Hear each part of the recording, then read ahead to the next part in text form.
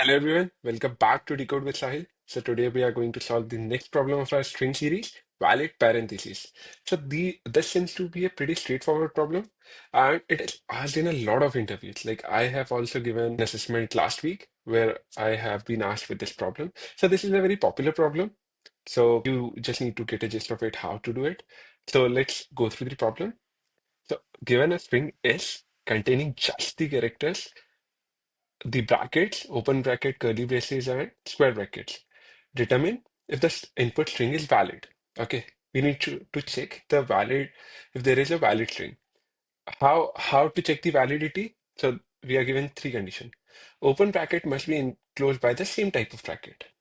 Okay, open brackets must be closed in the correct order. And every closed bracket has a corresponding open bracket of the same type.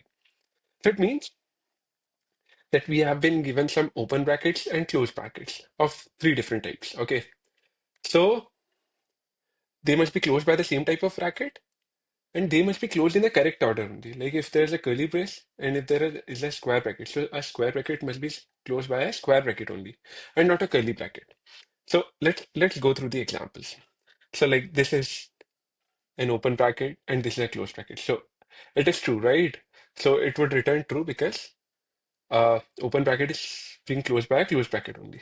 Similarly, in example 2 as well, we have an open bracket, it is closed. We have a square bracket, it is closed. We have a curly brace, it is closed. So it is valid. This is not valid. A different type of bracket is open and a square bracket is being closed.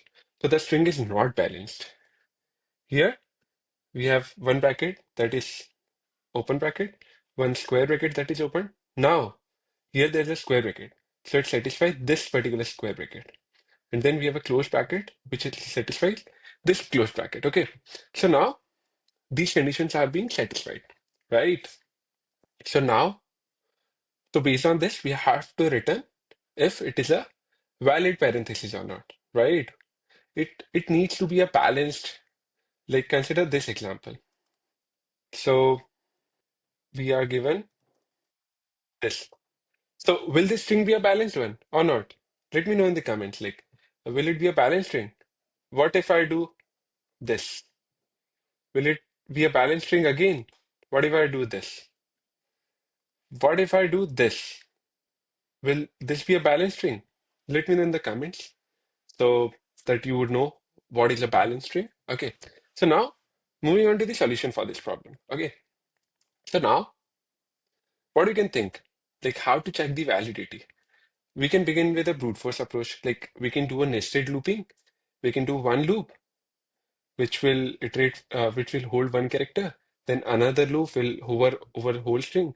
So like if we encounter a open bracket, so then the another loop would search for the closed bracket, and whenever it finds the closed bracket, it will remove open and close bracket from the string, right? And this way, we can iterate over the whole string and we can find if the string is balanced or not, if the string is empty in the last, right? So this is a good way to move to the problem, but as we discussed previously as well, that a nested looping causes n square time complexity. And if we have n square time complexity, then it is not a good solution because it can be optimized. It can be done in time complexity, right? We can do it. Okay. So you can pause the video, you can think, and you can also try the brute force approach first, and then come back again and let's discuss the optimized solution for this particular problem. Okay. All right. So now you must be aware of stack. Okay. So I'm talking it for the first time, the stacks. So as you know, the stack data structure, what does it mean? First in, last out. LIFO philo type of data structure, right? So so we put a plate, we compile some plates on it. Whichever plate is put last, it will be taken out first, right? We cannot take out the bottom plate. Okay. So stack is like first in, last out, or last in, first out type of data structure. Okay. So what we can do is we can keep the characters in this particular string into a stack. So if it is an open type of bracket, we can push the elements into the stack. Okay. And whenever we get the closed type of brackets, so we always will check like what is there on the top of this stack. Suppose we pushed open type of bracket, square type of bracket, curly type of bracket onto this stack. Now we encountered a closed bracket. So on top, we have a curly braces. Now on top of the stack, we have closed curly brace. So we check the, like, on top of stack, we have an open curly brace or not, right? That means the string is going balanced. If it is there, we'll remove the open curly brace and then move forward again. So this way, at last, we'll have an empty stack. And if we have an empty stack in the last, that means we find a solution, right? So I think it might be a bit difficult for you initially to visualize it. Let's code it through and let's understand it further. Okay. So in Java, we have an inbuilt class for stack. So I would declare a stack. So that stack would store the characters. So that would be character type. All right. Now I have to iterate over this string array and I need to take one character at a time, right? I need to take one character. So I can convert it into a character array. We have done it earlier as well, right? So what I can do, I can take it in character ch. Okay. How do I convert to character array? There is a method in Java s dot to char array. So that will convert it into a character array. So now what we will get character by character. Okay. So now we'll get, suppose if I consider the second example. Let's take the second example. I will just paste it here. Okay. So now this bracket would come, right? This type of bracket would come. So as I talked about, if we encounter an open type of bracket, we'll push it into the stack. So if that is coming into the ch. So if ch is equals to this type of bracket, or we have three different type of brackets. Ch is equals to this type of bracket, or ch is equals to curly type of bracket, right? So if we get these type of brackets, then I will add them into the stack, right? I will add them. Because whenever we get the closing type of bracket, we'll remove it from the stack, right? So the open bracket would build the stack, closed bracket would pop the stack. Okay. So so there's a push method in stack which adds the element into the stack. Okay. You don't need to worry about if you don't know these methods. You'll definitely learn when you'll complete all of the set of the questions. Okay. So now the stack, the elements will be added. Okay. Now, now, if we get this type of bracket, we are pushing onto this side. Now, what if there's a different type of bracket? So, if condition would satisfy the open kind of bracket, now, if we do an else condition, it will satisfy the other brackets. And in the question, it is given that there are only parentheses only in this particular string. Okay. So now, if our code is coming to else, it means we are encountering a closed bracket, right? Now, if I encounter a closed bracket, okay, but suppose the stack is empty.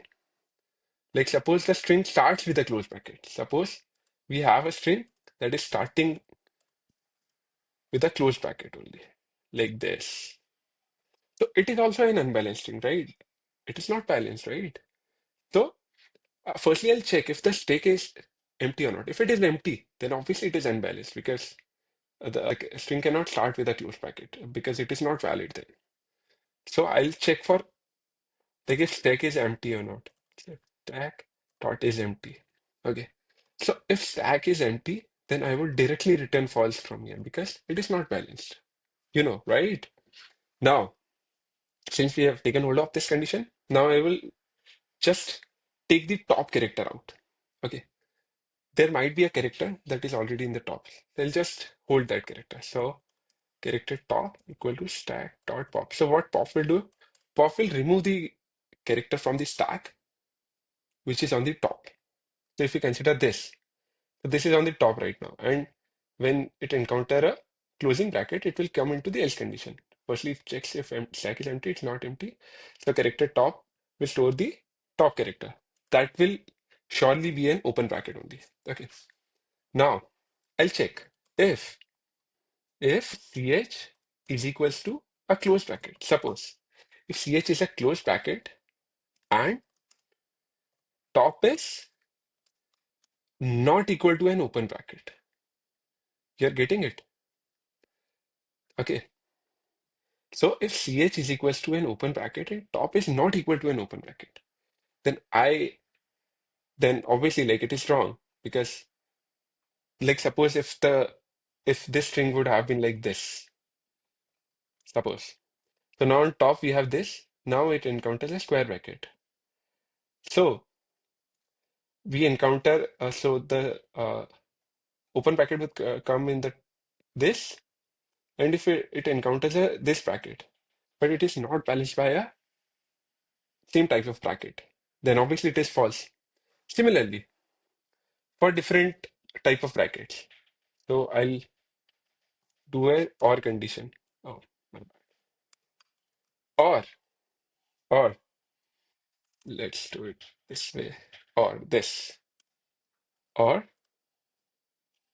this. So or if I have this type of bracket and it is not balanced by this type of bracket, or I encounter a close curly brace, it is not balanced by an open curly brace, right? Makes sense? Are you following me? So then I would return false. Makes sense? Okay.